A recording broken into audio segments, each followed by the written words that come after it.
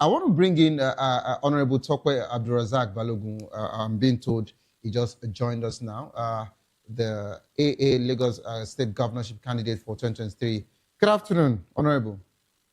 Good afternoon, voice of the people. Good afternoon, SARS. Good afternoon. How have you been? You're welcome on board. I'm good.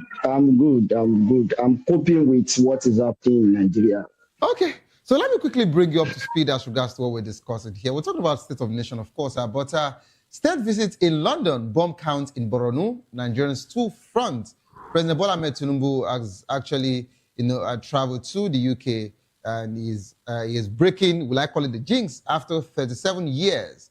Today he actually, traveled with the First Lady and Senate President and 9 other ministers to sign several MOUs. Okay, and we had the overnight issue in Maiduguri that presently about 23 are dead, 146 injured after the bomb blast, which happened, around the hospital gates and 2 market areas. And of course, the president has actually directed the service chiefs to relocate to Borno.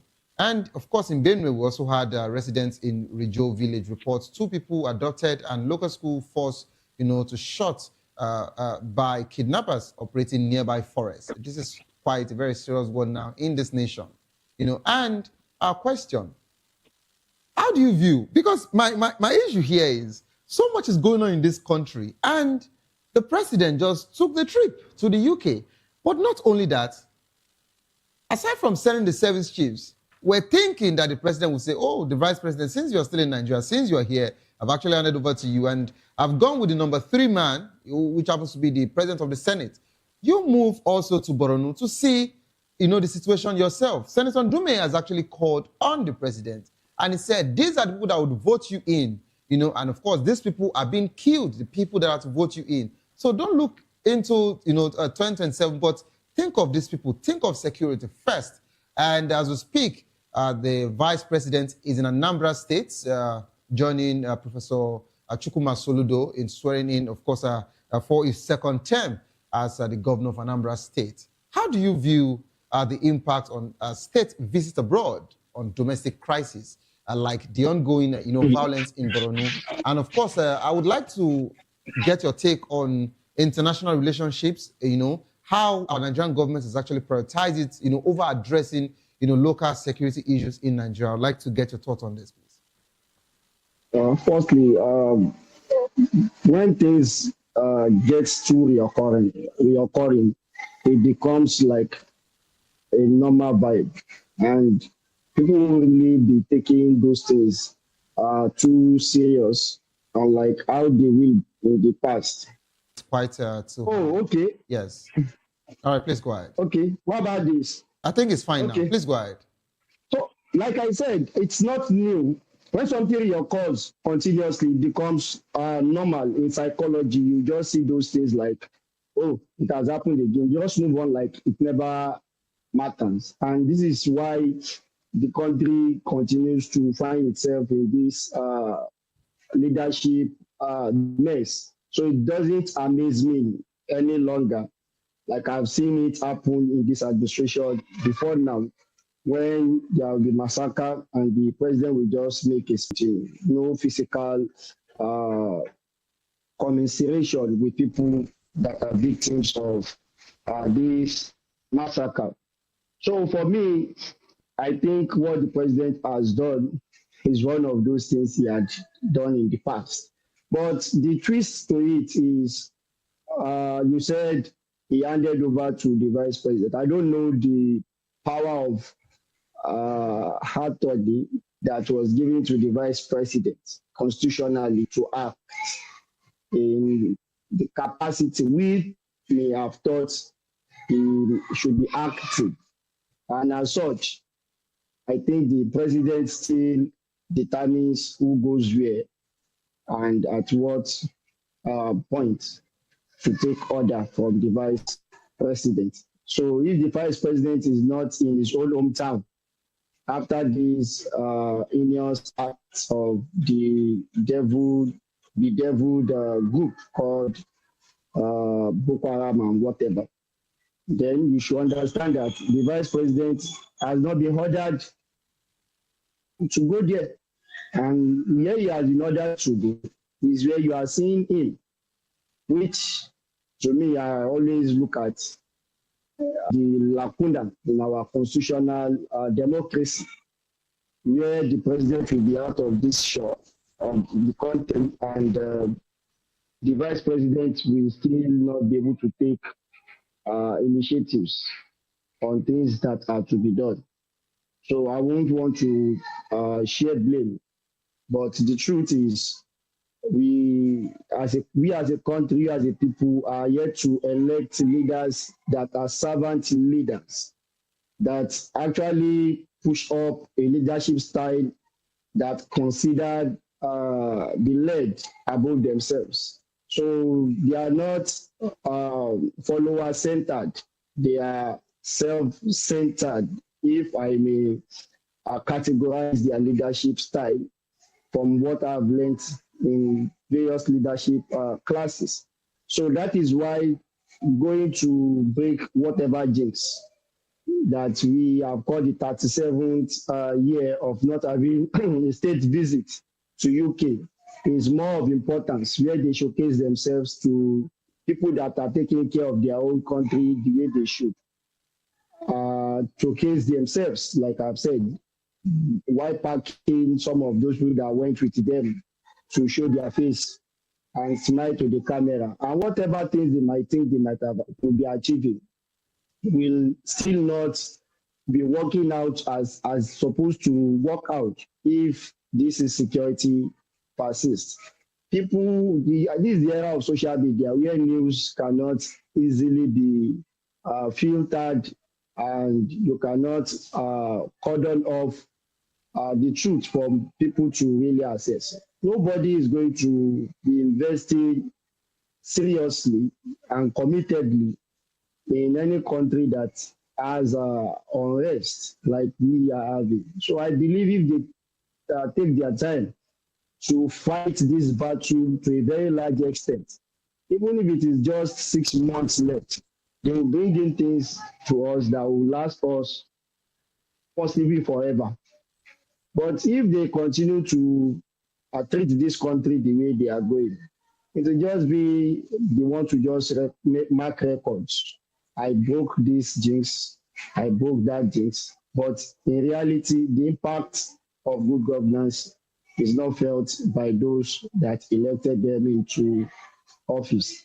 Nobody in Nigeria today can tell you if he wants to travel to some part of Nigeria as Nigerians, not to now talk of people that will be coming all the way from abroad that are not even here with us, that don't know the exact location where some of these things they hear in the news are happening.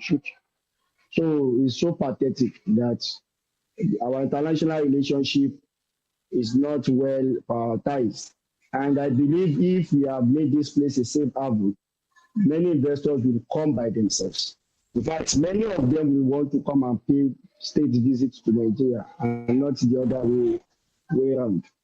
So for me, we are yet to be so serious as a people, and we cannot continue to do something the same way and expect a different result. And that is where we are now. The model of combating the criminals have not actually changed. And that is why we are here. We are just killing people.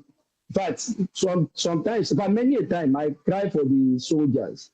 And the way it is going, we are going to continue to have depletion in the number of intelligent people that want to really join the army, because we are not giving them all the support that is needed for Hello, Honorable, can you hear me? lesser casualties. Honorable, can you hear me?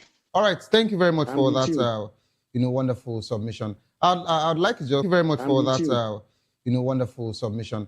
I'd like to just to cut you in there, because I want you to, digress a little. But of course, it is still the situation we're talking about. You mentioned the likes of investors, and you talked about if Nigeria can actually be a safe haven for everybody. And of course, investors will come in if the country is safe enough, because even Nigerians are not free to travel around Nigeria.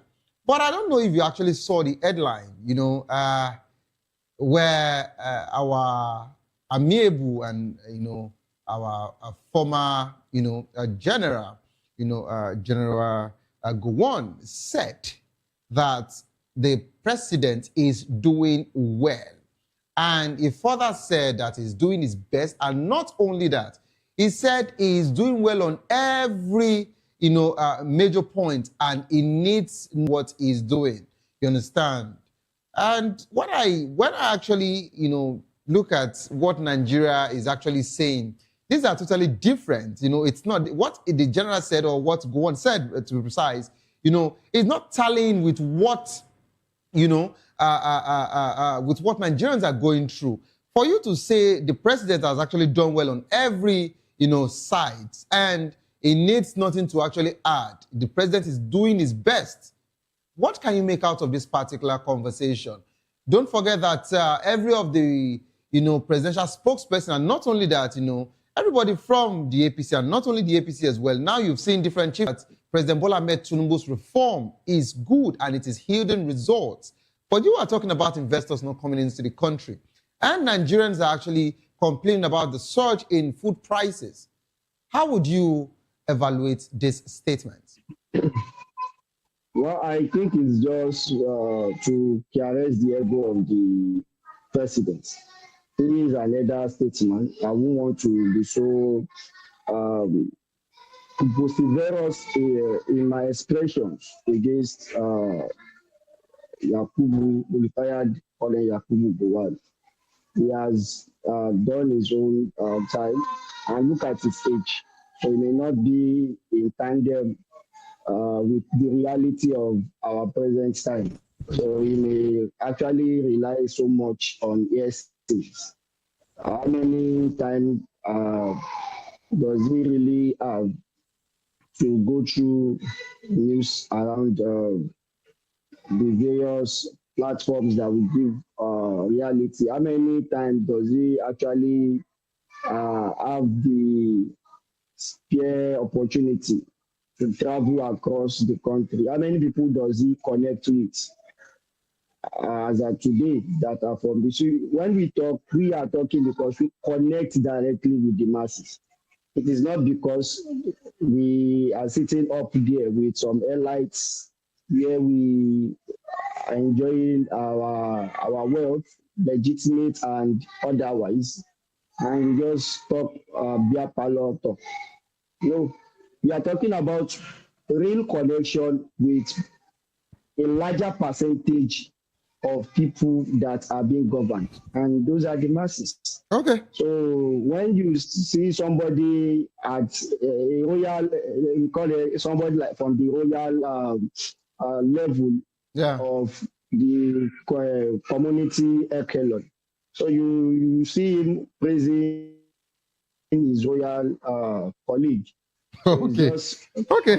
Ego caressing. All right. Thank you so much, Honorable Tokwe, for that particular, will I say diplomatic submission? In as much as you're quite intentional what you said, you don't want to, bash, General Gowon, but I get your stance there. But that was clear enough.